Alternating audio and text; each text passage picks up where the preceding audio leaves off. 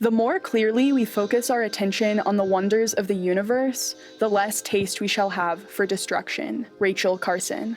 In 1951, Rachel Carson, a marine biologist from the U.S. Fish and Wildlife Service, published The Sea Around Us, which employed easy-to-understand language, scientific facts, and poetic imagery to communicate about the wonders of nature. Her words inspired an unaware public to understand the importance of protecting the natural world. The Sea Around Us won countless awards and set the stage for her fourth book, Silent Spring, published in 1962, which communicated about the dangers of pesticides and was attacked by chemical corporations. As a result of her accessible language in both books, Carson motivated the public to take action for conservation. The ripple effect from her writing indirectly influenced the first Earth Day, the founding of the Environmental Protection Agency, and passage of legislation such as the Clean Air Act. In a male-dominated era, Rachel Carson boldly forged her own path as a female science writer, inspiring future women nature writers, scientists, and activists to use their words to advocate for the Earth.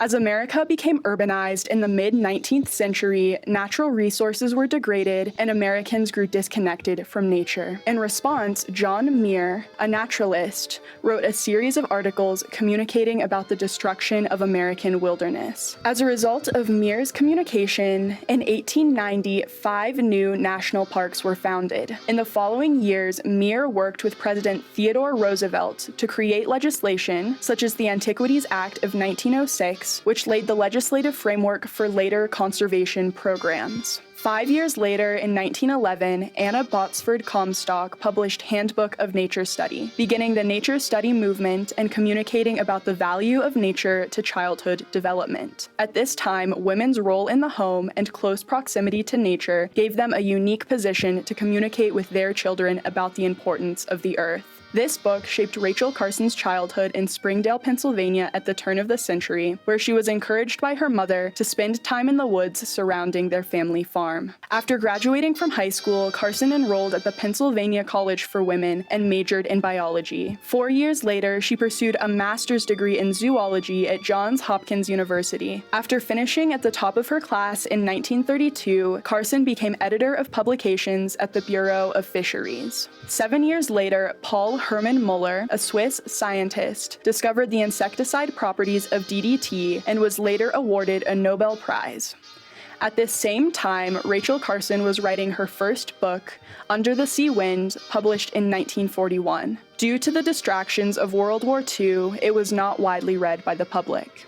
A decade later, Carson published her second book, The Sea Around Us, communicating and understanding about the origins of the oceans. As such, Carson's piercing narrative appealed to critics and everyday people alike. One review in The Atlantic marveled that Carson wrote, with the charm of an elegant novelist and the lyric persuasiveness of a poet. Additionally, the Evening Sun recognized Carson's book as not only a superb example of scientific reporting, but also a work of art. Up until this point, science writing made humans separate from nature by communicating about the superiority of human innovations, in addition to using jargon that was difficult for the public to understand. Rachel Carson challenged these norms through her use of lyrical language to communicate about humans as being part of nature instead of removed from it. For 32 weeks, The Sea Around Us held #1 on the New York Times bestseller list, and for a remaining 54 weeks, it was in the top 10. This shows how Carson was able to help American readers have reverent understanding for nature. In 1952, The Sea Around Us won the John Burroughs Medal, as well as the National Book Award for Nonfiction, becoming the first science book to do so. 4 years after this remarkable success, Carson published The Edge of the Sea, her final book in the Sea trilogy. Following the literary success of her previous books, Rachel Carson published Silent Spring in 1962. Chemicals are the sinister and little recognized partners of radiation in changing the very nature of the world. These sprays, dust, and aerosols are now applied almost universally to farms, gardens, forests, and homes that have the power to kill every insect, to still the song of birds and the leaping of fish in the streams, to coat the leaves with a deadly film, and to linger on in soil. Before Silent Spring even reached consumers, the Velsical Chemical Corporation threatened libel. Additionally, Monsanto published The Desolate Year as a parody to the opening chapter of Silent Spring. Further, Robert White Stevens, a researcher at American Cyanamid, advocated for chemical corporations, stating that, "If man were to faithfully follow the teachings of Miss Carson, the insects would once again inherit the earth." While certain newspapers, such as the New York Times, rallied behind Carson, Time magazine rejected Carson's communication as being unfair, one-sided, and hysterically over-empathetic. In response, Rachel Carson was called to testify before President Kennedy's Science Advisory Committee, and the communication that Silent Spring presented was corroborated, demonstrating the growing governmental support for environmental protection. 6 months later, the Clean Air Act of 1963 was passed, showing Carson's influence. However, in 1964, Rachel Carson died after a decades-long fight with breast cancer. Yet the passion Carson ignited with her words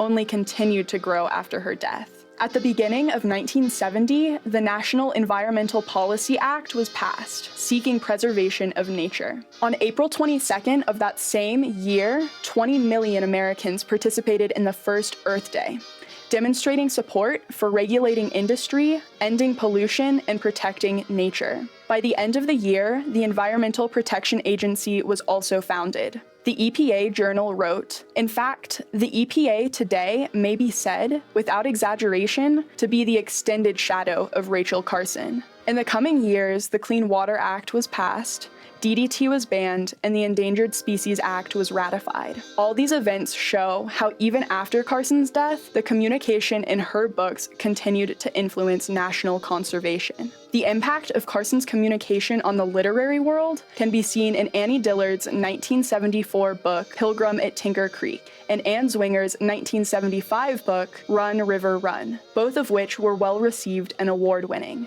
The success of The Sea Around Us 2 decades prior directly communicated to the literary styles of Dillard and Zwinger. Rachel Carson's advocacy also informed activist Lois Gibbs, who, in 1978, confronted the Hooker Chemical Company for dumping toxic chemicals into the Love Canal of Buffalo, New York. Carson's communication influenced environmental legislation, inspired female writers, and incited women activists, providing the key for all people to understand the value of the earth. Even though Rachel Carson's writing remains relevant, there are limits to the white, middle-class perspective she communicated from. To challenge this whitewashed aspect of conservation, the National People of Color Environmental Leadership Summit was organized in 1991. Through the summit, 17 principles were established with the goal to secure political, economic, and cultural liberation that has been denied for over 500 years of colonization and oppression.